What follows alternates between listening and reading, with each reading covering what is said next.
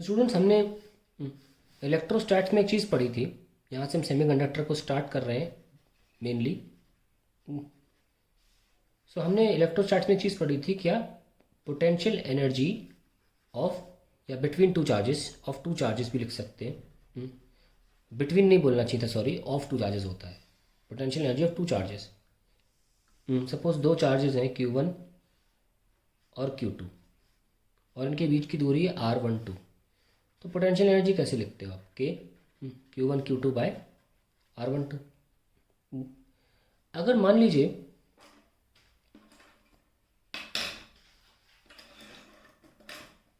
आपके पास एटम है,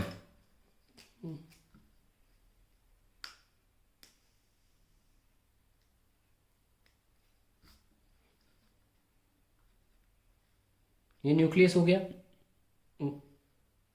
यस और नो? प्लस साइन बना दिया मैंने, ये न्यूक्लियस है।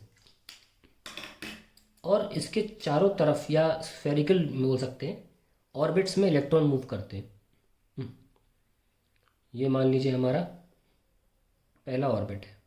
इसका रेडियस हम जानते हैं R1। R1 रेडियस कितना था? 0.53 एंगस्ट्रॉम।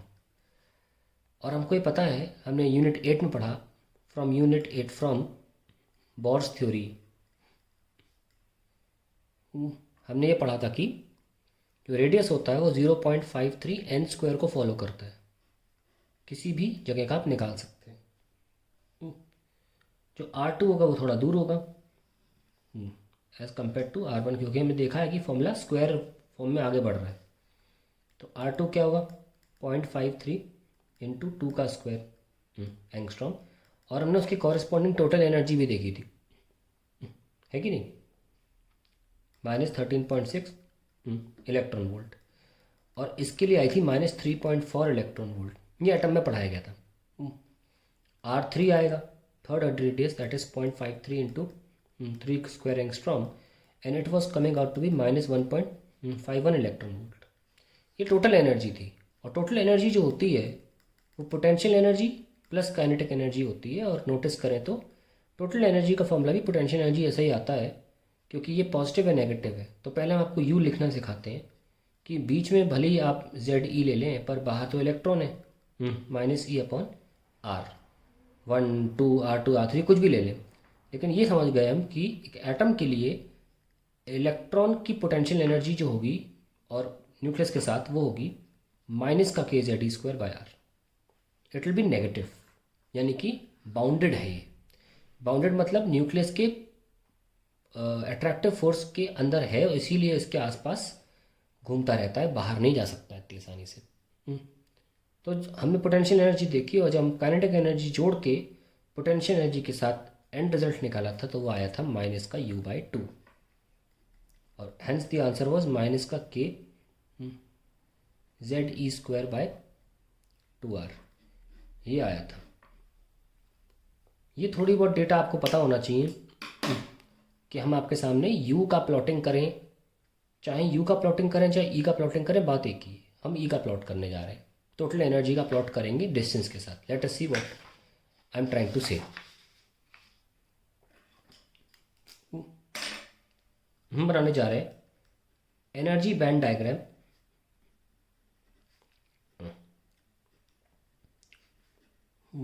For an atom. ये हम बनाने जा रहे हैं। इसका मतलब ये है, यहाँ पे हम U या E कुछ भी ले सकते हैं, वर्सेस R का ग्राफ बनाने जा रहे हैं।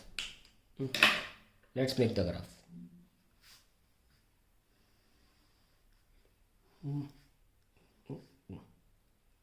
वैल्यूज हमारे पास पहले से हैं। ये मान लीजिए न्यूक्लियस है सेंटर पे।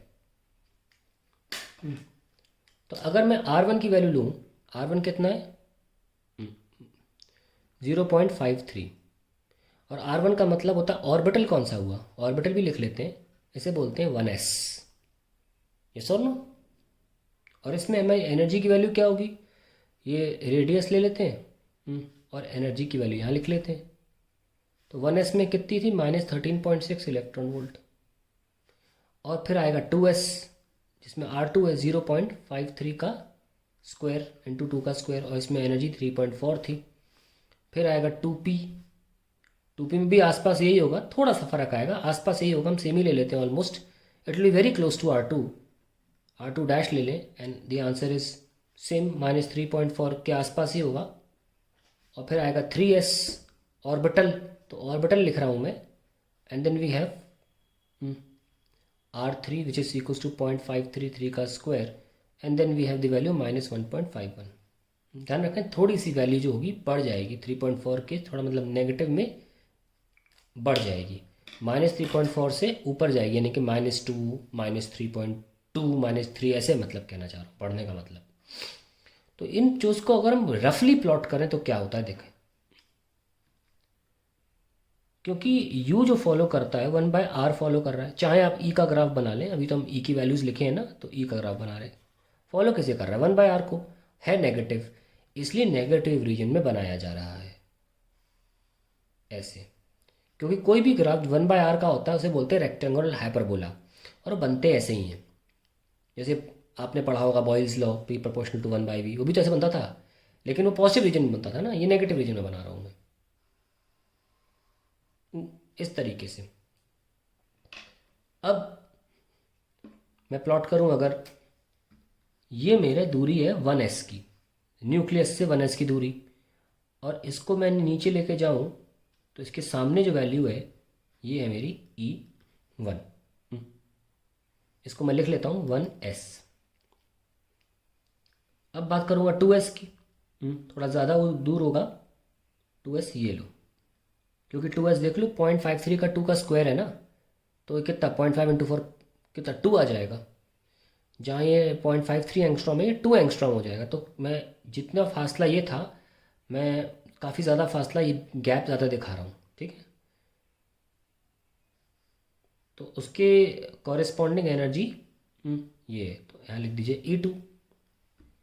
अगर हम 3 डायमेंशनल अज्यूम करें, डायग्राम 3 डायमेंशनल बना रहे हैं, यानी कि इलेक्ट्रॉन ऐसे घूमता रहता है इस एनर्जी के साथ न्यूक्लियस के चारों तरफ, न्यूक्लियस के नीचे नहीं है इलेक्ट्रॉन, ये ग्राफ यू की वैल्यू का या ई की वैल्यू का ग्राफ है, नीचे बनाया जा रहा है।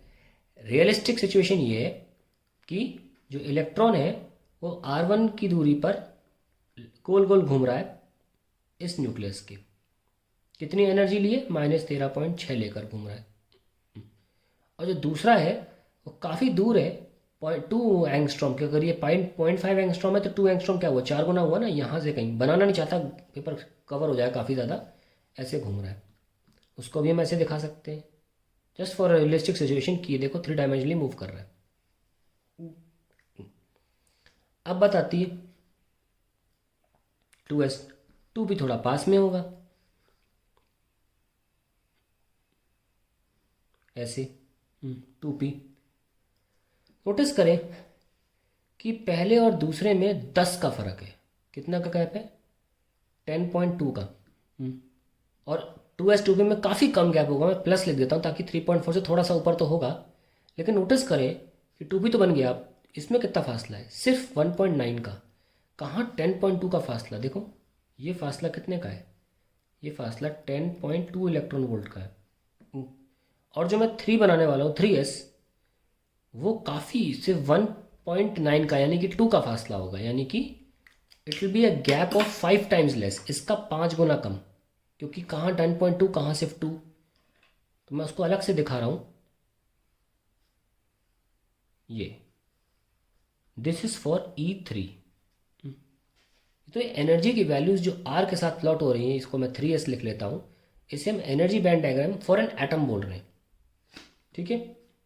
अब ऑब्वियसली जैसे जैसे ऊपर जाते हैं, अगला नंबर जो आता है, अगर हम R4 लेना चाहें तो अगला वैल्यू जो आती है -0.85 इलेक्ट्रॉन वोल्ट आती है। आप देख सकते हैं फासला जो है सिर्फ 0.6 का 5 का आसपास का है, तो 0.65 तो और पास आ जाएगा, तो ऊपर की जो लेयर्स हैं वो और करीब आ जाएंगी और डेंस हो जाएंगी, एनर्जी लेवल्स काफ़ी करीब आ जाएंगी। तो हम ये लिख सकते हैं वैल्यू कि energy levels come closer as we move away from nucleus, away from nucleus, very important बात ये लिख रहा हूँ, energy level come closer as you move away from nucleus, और we can say become dense. तो ये हमने आपको बना के दिखाया एनर्जी का with respect to R graph, किसके लिए, फॉर अ सिंगल एटम। अब अगले वीडियो में हम इसको 2 एटम के लिए बनाएंगे।